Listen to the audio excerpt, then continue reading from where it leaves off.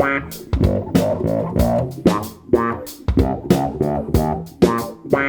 again, Mark here from Talking Bass. This week we're looking at a great bass line for beginners by jazz legend Herbie Hancock. This funk bass line is originally played on an ARP Odyssey synth, so we're also going to look at how you can use some effects pedals to get it a little closer to that sound. The song is Chameleon from the Headhunters album. As always, the lesson material is all there over at the Talking Bass website, so just click the link in the card or in the info below and you'll be able to play along to the backing tracks with the supplied tab. Then, while you're there, remember to check out over 500 extra free bass lessons in the lesson map and sign up to the free membership to gain access to a ton of free practice resources, ebook downloads, a complete social network, and much, much more. Like I said, it's all free and there's a great community of over 120,000 other bass players if you want to ask any questions. So, go check it out. So the bass line for Chameleon is roughly around 102 beats per minute and it sounds like this.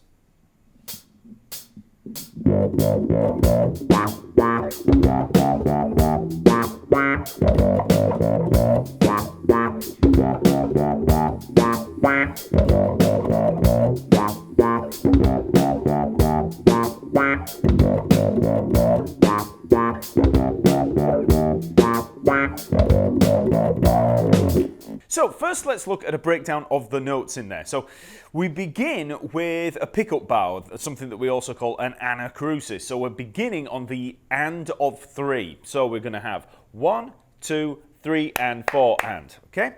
So we're going to have the notes G, A flat, A natural, leading up into that B flat there. So we've got 3rd fret, 4th fret, 5th fret, and 6th fret on the E string. So 1, 2, 3, and 4, and 1. So we land on 1 on the B flat there. Okay, so that's the start. So 1, 2, 3. So now we're up at the B flat. We play the A flat and B flat up on the D string. So it's the flat 7 and the octave there. So we've got the 6th fret and 8th fret on the D string. Okay, then we lead up into the E flat. So we've got C, D flat, D, E flat. So exactly the same move that we had down here on the E string, but here on the A string. So 3rd, 4th, 5th frets leading into the 6th fret there. Then instead of that flat 7 octave move, we've got the 5th up to the flat 7. So we've got the B flat at the 8th fret of the D string and the D flat at the 6th fret of the G string. So okay, it's important to know the distinction between the two because it's easy to play the first line and then to play the same thing again, but it's not. So,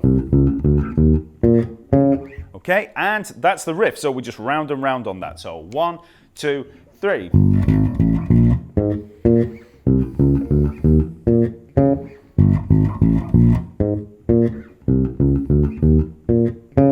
Now, one thing that might cause problems for you beginners out there is the rhythm and timing of the notes on each of those chords where we play. Okay, so what we've got there is a dotted 8th note, 16th note, 8th note rest, 8th note, which if you can't read music, that will just sound like nonsense. Basically what we're playing is beat 1, so we're hitting on 1, then we've got the A of that beat, so we've got 1 E and A, okay? So 1 E and A, and then we've got the and of the next beat. So 1 E and A, 2 and. So 1 E and A, 2 E and, if you want to subdivide with 16th notes. 1 E and A, 2 and. Okay, that's the rhythm. So if we were to try that with the notes, 1 E and A, 2 and. 1 E and A, 2 and. Okay, so you just build up speed and then just get it. Now, a lot of you won't need to subdivide like that. You'll just be able to listen to the original, get the rhythm, job done. You know, you'll probably be able to feel it. But if you're finding that it just doesn't seem to fit right and it's a little bit sloppy, you might need to start subdividing. That's the best way to do this accurately. So that's where you think 1 E and A, 2 and. From a technical standpoint, the riff is pretty straightforward. So for that lead up, you can just use one finger. Or you can use 1, 2, 3. So index, middle, ring. So then you can use the first finger and fourth finger, or first finger and third finger for the next two notes. And then same again. You know, pretty straightforward fingering. And in the picking hand, exactly the same. You can use one finger for the whole thing, just the index finger. But you might want to use the middle finger, the second finger, in shifting it across the strings. Either way, the one thing that you do need to be aware of is the fact that all these notes are going to be pretty staccato because of that synth line vibe. So each one of them you need to cut short. So here, there, instead of that, we've got each one of them's cut short. To do that, you just stab at the note with the fingers. So don't release the finger off the string. It's just stabbing at it and keeping it held against the string. But and that's how you get that staccato kind of sound. So.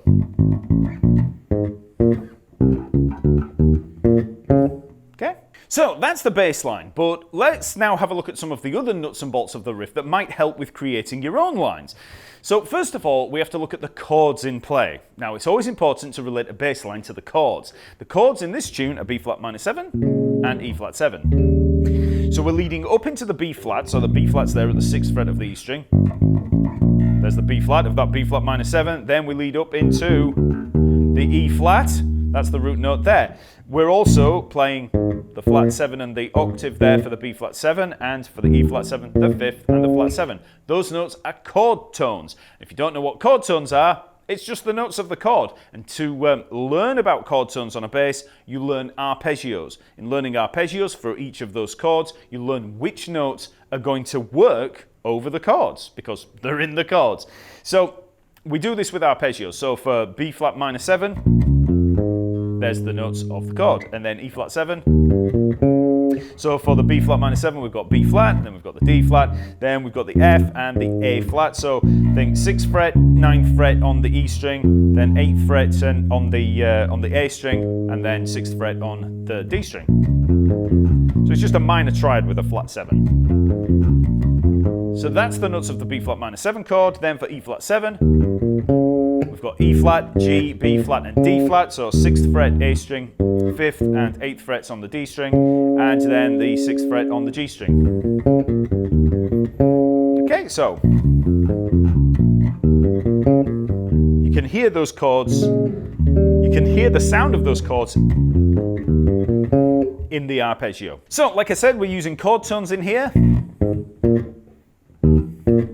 But the interesting part comes through the approach to each chord. So first we have the G, A flat, A leading into the B flat, and then we've got the C, D flat, D leading into the E flat. Now each of these lines are chromatic approaches, and you can most easily see them as simply 3 notes all in a row. It's a pretty obvious fretboard pattern leading up into that B flat there. This approach works well because we're basically working around the chord scales of the chords that we're approaching. So for that B flat minor 7, we're going to be using Dorian. And E flat 7, we've got Mixolydian.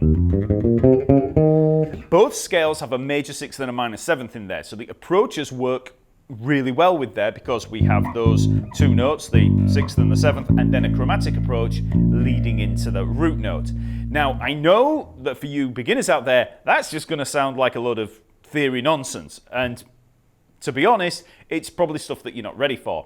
So all you really need to know is that these approaches work well for minor 7 and dominant 7 chords. That's it, just that line works well for those chords. You can add the line to your vocabulary and just use them in whatever style. As well as funky styles like this, you can also hear those kind of approaches a lot in walking bass lines. There. Same thing, same approach. The other thing that you can experiment with here is the sound. Now, as I pointed out earlier, the original recording is played on a synth, so if you want to try to emulate that general vibe, I'd recommend using 2 pedals. First, you want to use something that can give you a sawtooth wave kind of sound, and an easy way to do this is to just use a regular fuzz pedal, but with the fuzz set fairly low. I'm using a big muff here that gives me this kind of vibe. Okay, so you can hear there that it's not completely overly distorted. It just gives us more of that sawtooth synthy kind of sound. Next, you can run that distorted tone into an envelope filter like a Qtron. Here I'm using an MXR envelope filter that gives me this kind of sound. So that's without the distortion. Add big muff and we get... Okay, so we've got a lot more of that quacky, but with a synthy kind of vibe. So if we play Chameleon with that sound,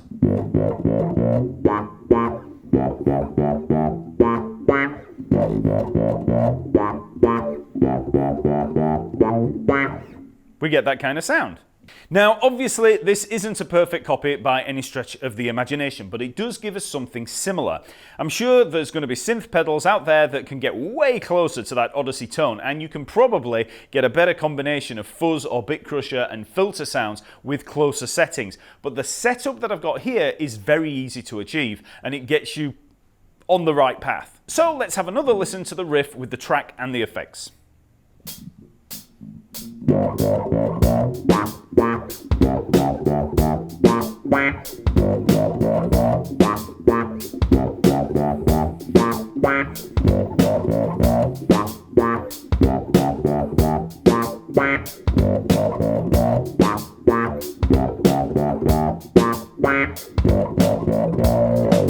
Okay, so that's Chameleon. Please like the video, subscribe and hit the bell to get notifications of new vids every Friday. And check out the lesson material and drum tracks over at the website by clicking the link in the info below. There are over 500 extra free bass lessons there in the lesson map, and you can also subscribe to the free membership to gain access to a huge amount of free practice resources, downloads and forums. There's a thriving community of over 120,000 members signed up, so plenty of people to help out with any questions that you might have. So get on over to Talkingbass and I'll see you next week.